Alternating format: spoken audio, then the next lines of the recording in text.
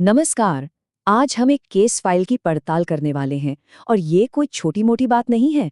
हम बात कर रहे हैं एक बहुत बड़े वित्तीय अपराध की, जिसका पूरा ब्यौरा एक असली आधिकारिक अदालती दस्तावेज में दर्ज है।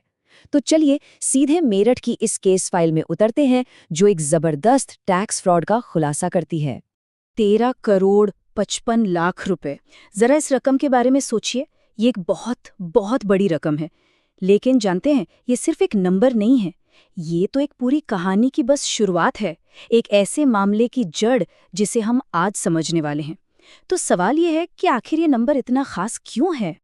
हाँ, तो सवाल यही था कि ये नंबर आखिर है क्या। देखिए, ये कोई मामूली आंकड़ा नहीं है। इसे एक बहुत ही कॉम्प्लेक्स, एक उलझे हुए जाल की पहली कड़ी समझ सकते हैं।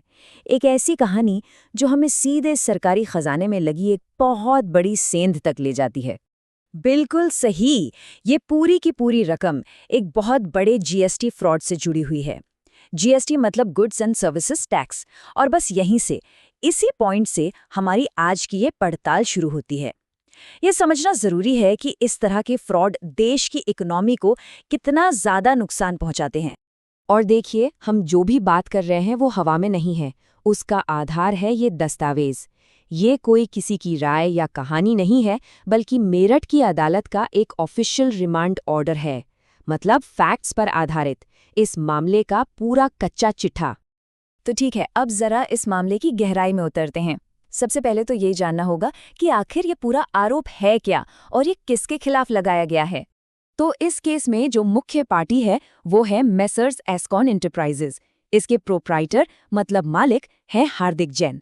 जैसा कि हमने बताया, ये मामला मेरठ का है और इसका केस नंबर है 4162-026। अच्छा, अब कानूनी भाषा में समझें तो इन पर आरोप है सीजीएसटी एक्ट 2017 के सेक्शन 132 को तोड़ने का। अब ये सेक्शन 132 क्या है?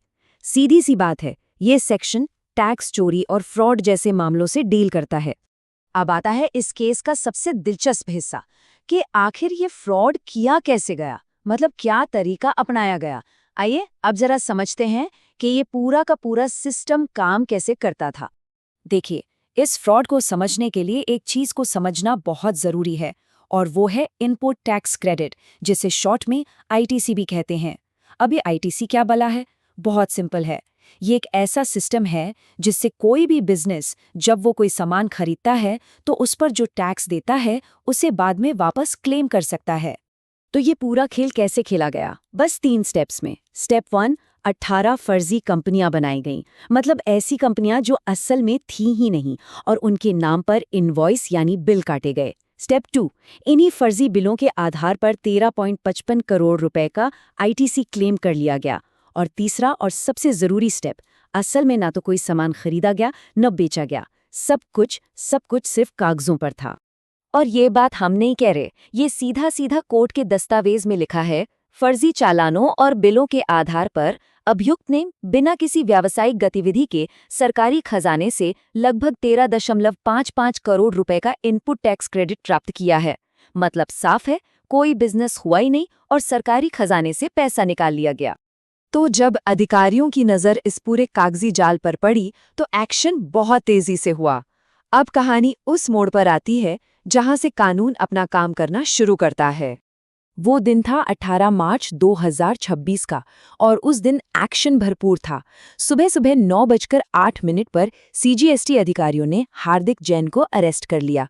दोपहर तक उन्हें कोर्ट में पेश किया गया और दिन ढलते ढलते अधिकारियों ने 14 दिन की जुडिशियल रिमांड की मांग रख दी, ताकि आगे की जांच हो सके।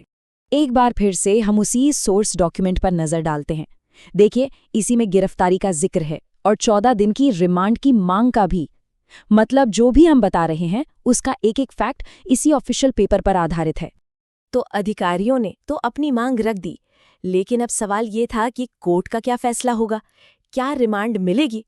चलिए अब इस पड़ताल के आखिरी हिस्से में यही देखते हैं। और कोर्ट का फैसला बिल्कुल साफ था।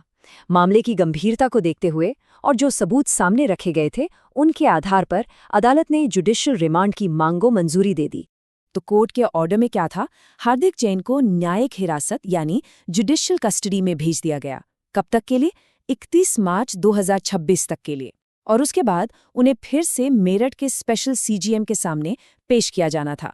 देखिए, ये एक केस तो बस एक छोटा सा उदाहरण है, लेकिन ये अपने पीछे एक बहुत बड़ा सवाल छोड़ जाता है।